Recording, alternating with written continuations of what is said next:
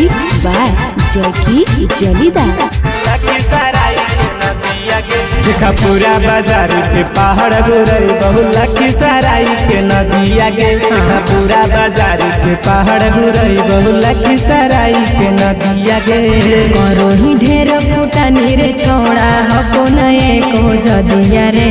करोही ढेर फुटानी रे छोड़ा हको नए को जदिया रे। शेखपुरा बाजार के पहाड़ गुरई बहु लखीसराय के नदिया गे। शेखपुरा बाजार के पहाड़ गुरई बहु लखीसराय के नदिया गे।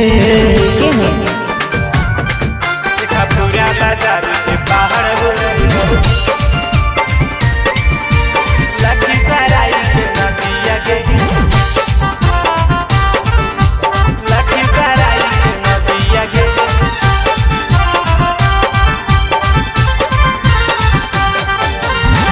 जागो नहीं भूल छौड़ी मने हमार बात गे।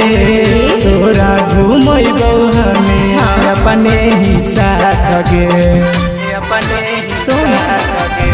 करोही गुमान छोड़ा बोलो ही शान से। कहाँ घूमई भी हमरा अगला पालान से। जितना दूर ले नजर जाओ हको हमारे बगिया गे। जितना दूर ले नजर जाओ हको हमारे बगिया गे। शेखपुरा बाजार के पहाड़ गुरई बहु लखीसराय के नदिया गे। शेखपुरा बाजार के पहाड़ गुरई बहु लखीसराय के नदिया गे। शेखपुरा बाजार के पहाड़ गुरई बहु लखीसराय के नदिया गे। लखीसराय के नदिया गे।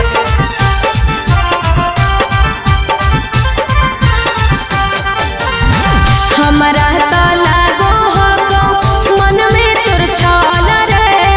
वादा तू करके जइली बाद में मुकर रे। बाद में मुकर रे। जे तू अब समझा हकी नहीं हम गे। रिया से आशिक नहीं करे पैसा के गम गे। हकौन तोरा यकीन जाके पूछी है अपन साथिया से।